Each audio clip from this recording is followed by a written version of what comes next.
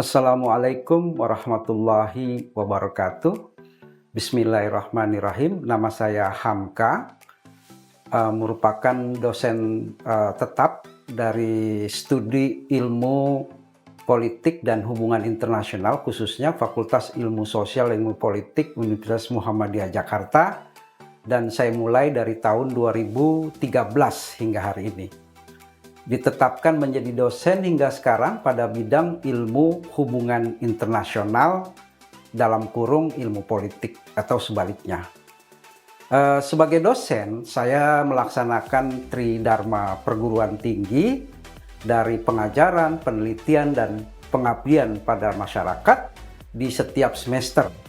Pada laporan kinerja dosen di laman Sister Kemendikbud, alhamdulillah pada kesempatan ini saya memaparkan pernyataan diri dosen untuk kerja Tridharma Perguruan Tinggi atau PPD UKT-PT bidang pengajaran. Salah satu mata kuliah yang saya ampu adalah organisasi dan administrasi internasional. Mata kuliah ini saya ajarkan di Fakultas Ilmu Sosial dan Ilmu Politik, khususnya hubungan internasional dengan bobot 3 SKS. Adapun sistem pembelajaran yang saya lakukan adalah bersifat diskusi, penugasan atau assessment, dan kunjungan lapangan jika dianggap perlu. Diskusi adalah merupakan penyampaian materi yang melibatkan interaksi aktif ya antara dosen dengan mahasiswa untuk mendiskusikan isu-isu yang berkaitan dengan masalah mata kuliah yang saya ampu, khususnya di dalam hubungan internasional, terutama yang nanti pada organisasi internasional dan lain-lain, yaitu bagaimana mengembangkan keterampilan berpikir kritis mahasiswa untuk meningkatkan kemampuan komunikasi ya, dan kerjasama atau kolaborasi antar sesama mahasiswa. Penugasan adalah atau assessment itu menggunakan pengembangan potensi mahasiswa dengan memberikan tugas ya terstruktur sistematis untuk mengasah kemampuan mahasiswa dalam menerima materi ya pembelajaran yang diberikan. Sedangkan kunjungan lapangan diperlukan untuk mempertajam mata kuliah tersebut ya, sehingga mahasiswa tidak hanya bisa mengamati mempelajari secara teoritis, akan tapi juga bisa mengembangkan imajinasi, kreativitas, dan inovasi terhadap setiap mata kuliah yang diberikan. Nah, capaian pembelajaran di setiap kelas dibebankan pada mata kuliah yang memang sengaja didesain dan distruktur, disistematisir untuk aspek-aspek tidak hanya teori dan konsep dan isu, akan tapi sikap, penguasaan, pengetahuan, dan keterampilan umum, serta keterampilan khusus. Mata kuliah ini terdiri dari khususnya organisasi internasional, yaitu 16 kali pertemuan dengan berbasis berupa project based learning, perencanaan penilaian mahasiswa dalam kuliah yang mencakup UTS ya, itu penilaian 30%, UAS 30%, dan penugasan itu bisa mencapai 30% lebih ya, karena juga ada aspek yang lain gitu ya. Dan kemandirian partisipasi. Jadi 100% dibagi dalam 40%, 30%, dan 30%. Nah, untuk mata kuliah organisasi internasional yang akan kita jabarkan dalam satu proses pembelajaran langsung di kelas, itu mahasiswa awalnya diberikan kemampuan memahami pengetahuan dan keterampilan yang diperlukan menyangkut soal ruang lingkup, peran, dan tujuan ya dari mata kuliah yang saya ampu. Adapun capaian pembelajaran mata kuliah organisasi internasional, yaitu bagaimana memahami konsep, sejarah, dan perkembangan dinamika di dalam hubungan internasional, khususnya organisasi internasional. Nah, ini konsep-konsep ini dipadukan dengan pendekatan-pendekatan yang lebih komprehensif ya, sehingga mahasiswa dapat memahami isu-isu ya, konsep-konsep, teori maupun perkembangan dari sisi sejarah, dari sisi konsep itu sendiri, dan dari sisi perkembangan dinamika yang terjadi di dalam mata kuliah khususnya organisasi internasional maupun mata kuliah hubungan internasional lainnya. Selanjutnya saya akan menampilkan satu proses pembelajaran yang saya kira di kelas sebagai bukti nyata bahwa itu merupakan sebuah sebuah tali temali ya, yang saling berkaitan antara teori dan praktek di ruang kelas. Dan saya pikir itu pengantar dari saya dan pernyataan dari saya, dan selanjutnya selamat menyaksikan studi di kelas pembelajaran yang biasanya saya lakukan sejak 13 tahun. Bismillahirrahmanirrahim. Assalamualaikum warahmatullahi wabarakatuh. Waalaikumsalam warahmatullahi wabarakatuh. Sebelum kita mulai, kita baca surat-surat pendek teman-teman mahasiswa semua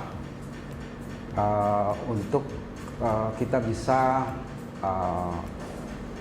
menggunakannya di rumah ya, untuk sholat-sholat 5 waktu kita. Kita baca 3 surat aja. Bismillahirrahmanirrahim. Qul a'udzu birabbin nas, malikin nas, ilahin nas, min syarril waswasil khannas, alladzi yuwaswisu fi sudurin nas, minal jinnati wan nas. Bismillahirrahmanirrahim. Qul a'udzu birabbil falaq, min syarri ma khalaq, wa min syarri ghasikin idza waqab, wa min syarri nafassati fil uqad, wa min syarri hasidin idza hasad. Bismillahirrahmanirrahim. Qul huwallahu ahad, Allahus samad, lam yalid wa lam yulad, wa lam yakul lahu kufuwan ahad. Baik teman-teman semua, mahasiswa dan mahasiswi semua, kita masuk kepada RPS ya, rencana pembelajaran semester kita untuk mata kuliah organisasi internasional. Perlu diketahui sahabat-sahabat mahasiswa semua bahwa ada hal yang penting ya kita harus lakukan, yaitu tentang deskripsi mata kuliah. Bahwa mata kuliah organisasi internasional itu memberikan pemahaman ya mengenai dinamika organisasi internasional baik di level regional maupun global. Tentunya kita akan memahami bagaimana dan kenapa organisasi internasional itu, sehingga dia memainkan peran yang signifikan ya dalam percaturan geopolitik ya, geoekonomi dan geosecurity di dalam ilmu hubungan internasional. Tujuannya adalah bagaimana kita memahami ya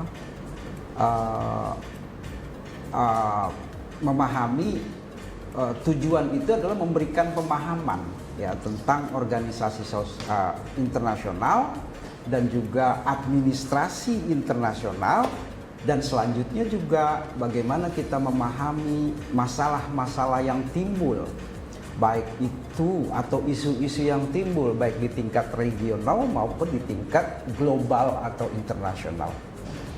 tentu pemain utama di dalam organisasi internasional itu tetap negara, karena dalam hubungan internasional itu hanya ada dua aktor, ya. Apa itu? Negara dan non negara, state actor dan non state actor, ya.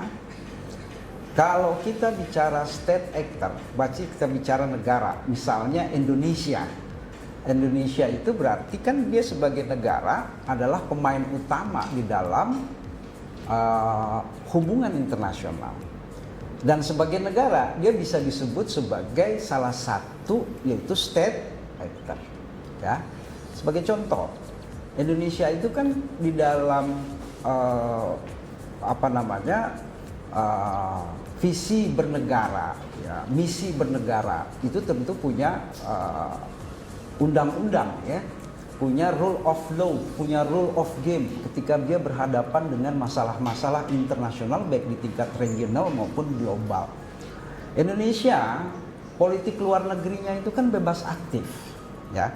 Itu yang disebut dengan politik luar negeri Indonesia, ya. Seluruh kegiatan, aktivitas dalam menghadapi dinamika maupun masalah yang ada di dunia internasional baik di tingkat regional maupun global itu harus berpatokan dengan politik luar negeri Indonesia yang bebas aktif, ya. Contoh, ketika Indonesia memasuki perang dingin pasca Perang Dunia Kedua, di mana waktu itu presidennya adalah Soekarno. Soekarno memainkan peran Indonesia di dunia internasional dengan politik bebas aktifnya itu betul-betul tidak memihak, karena pasca Perang Dunia Kedua ada yang kita sebut dengan perang dingin atau Cold War atau disebut perang ideologi. Nah, ketika dunia terbagi menjadi bipolar, ya, bipolar itu maksudnya kekuatan komunis di satu sisi diwakili USSR, Uni Soviet yang berideologi komunis, sosialis komunis, dan di sisi yang lain adalah kapitalis liberalis yang diwakili oleh Amerika Serikat dan sekutu-sekutunya. Nah, apa yang dilakukan oleh Presiden Soekarno dan para pemimpin lainnya di era itu adalah membuat gerakan apa yang dinamakan non-alien movement atau non-blok, sehingga dia memainkan politik luar Indonesia yaitu non-blok atau non-alien movement dengan melakukan kerjasama dengan para pemimpin-pemimpin dari dunia lainnya seperti Gamal Abdul Nasir, ya, seperti Nehru, ya, Jawaharlal Nehru dari India, terus juga yang lain-lainnya membentuk gerakan non-blok. Non-blok itu artinya non-alien movement filosofinya, artinya dia tidak berpihak ke komunisme, sosialisme komunis, dan tidak juga berpihak kepada kapitalis liberalis, ya. Ini sebuah kekuatan politik yang dibangun oleh Pak Karno dengan visi, dengan misi. Nah, pasca Perang Dunia Kedua, tentunya yang tidak kalah penting yang kita catat dalam sejarah hubungan internasional, yaitu terbentuknya apa yang kita sebut dengan United Nations atau Perserikatan Bangsa-Bangsa. Ya, kita melihat bahwa memang yang pertama kali harus kita bahas ketika membahas organisasi internasional dan administrasi internasional adalah kita membahas apa yang dihasilkan pasca Perang Dunia Kedua 1945 hingga hari ini, yaitu apa yang kita sebut dengan United Nations atau Perserikatan Bangsa-Bangsa.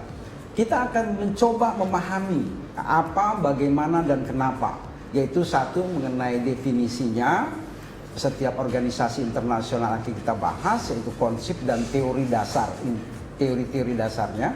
Terus klasifikasi organisasi internasional, tentu ada yang bersifat global, ada yang bersifat regional, ada yang bersifat ekonomi dan politik, bahkan security, ya.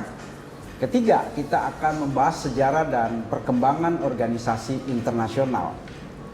Nah, teman-teman sekalian, bahwa yang terpenting bahwa di dalam charter atau piagam PBB ya, yang lahir setelah 1945 pasca Perang Dunia Kedua, yaitu tentang apa misi utama, tujuan organisasi PBB dibentuk. Sesuai dengan charternya atau piagamnya, bahwa yang namanya PBB dibentuk untuk menciptakan perdamaian dan menciptakan kesejahteraan internasional atau global. Nah, ini merupakan hal yang paling mendasar dibentuknya organisasi internasional yang bernama United Nations atau PBB. Akan tetapi dalam perjalanannya, apakah PBB masih relevan keberadaannya sejak dia berdiri hingga hari ini? Ini akan kita bahas.